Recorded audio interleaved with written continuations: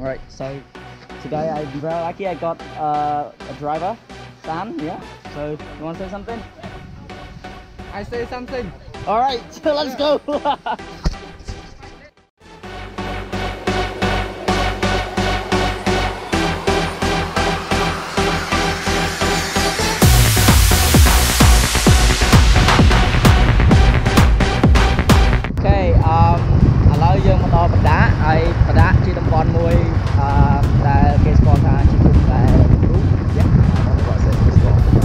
Anyway, we are right at Broda, and Broda is one of the beautiful village in Siem Reap, and they also famous for noodles, rice noodles, amazing.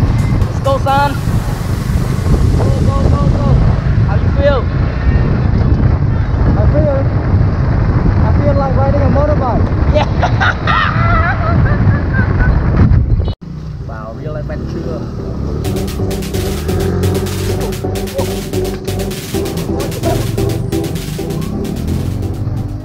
Right, we got some salty crab and bean salad. That's yummy, huh? Like chicken. Like chicken, yeah. Salty crab tastes like chicken. Awesome, I love it. Look at the Look at the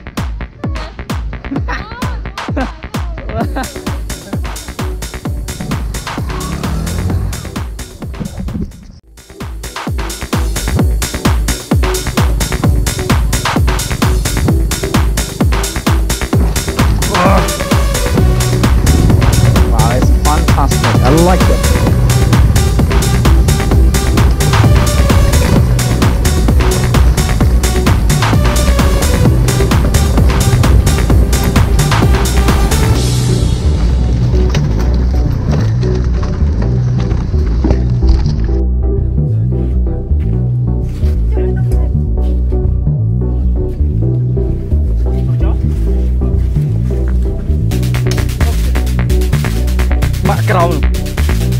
Chop crown mấy bạn, chop crown bạn, prang lưng ngã crown mấy bạn, chop chơi crown,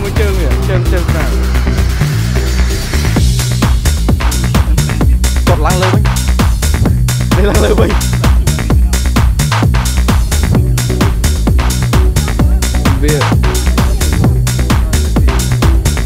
để vài tí thay chứ có em màu chui đấy cứ màu thay. Đi bông, lấy vịt rang mùi. Rong à? Thiệt đâu? Ủa, tí giờ. Thiệt rang. Thiệt tí giờ.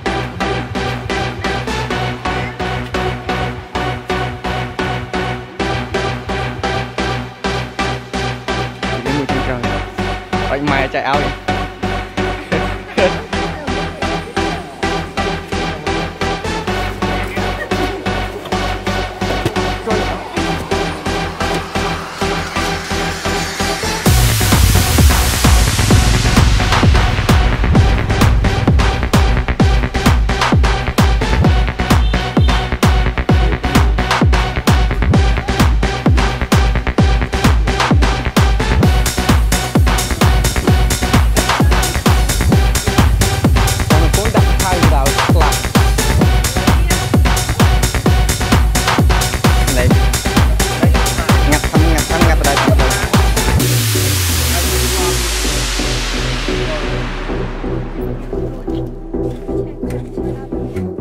Chạy đá tầm mốc, tôi chạy một tối đá tầm mốc rồi.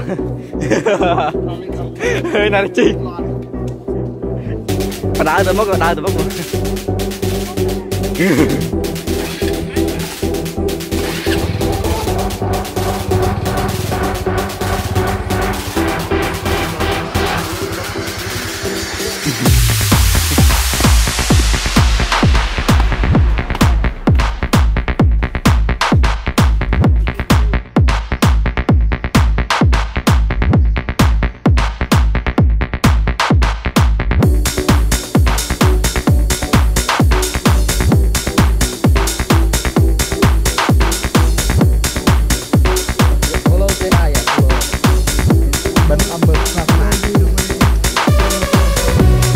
primitive. We meet some people from the mountain.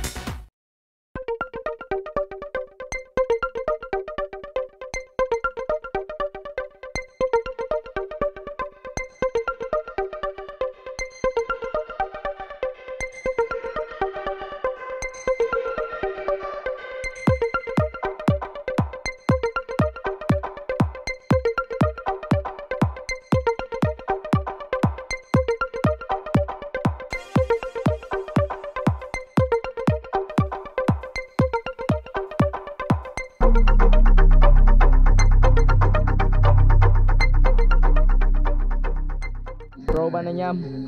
Ba trời. Cháy rồi. Nhanh.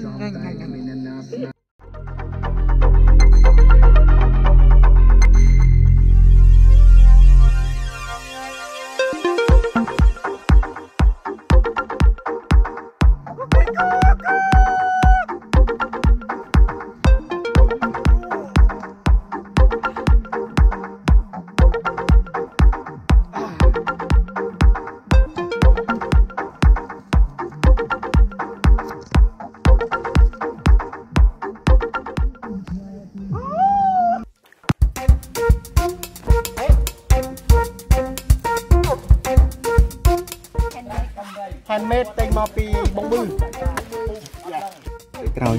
Oh, this is sama prey. Bà sama prey. Sao đấy? Nó tay ở hộp cát. Vừa nãy tập hộp mình tập dùng mờ tê. Bà lơ. Một xóm hả? Cái thằng camera một xóm mấy đây hả anh cái đây bạn. Oh, mình khớp ấy na khớp gì? Anh? Ôn. Đâu á? Kê comment vô bên. Đây kia nè. Chiết. Chót. Chu chót. Cho em chót. Ngọc em nguôi. Ở trong bà rút chiết xinh 2 bữa này tới. Really nice. You don't know, I don't know too. Great. Cô chạy trên bàn. Bên trong thằng thoạch. Vì đi ấy anh lên tới. Cái anh điên đó anh đó không thành. Đó cái anh bắt đó với bà.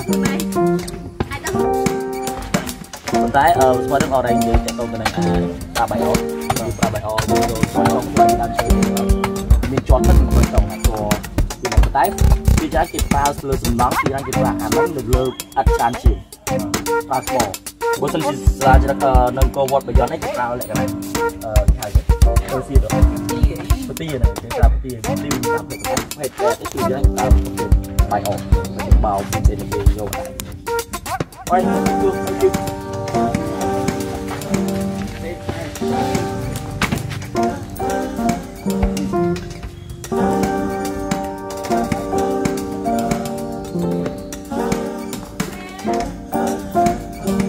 1 2 3 camera set ready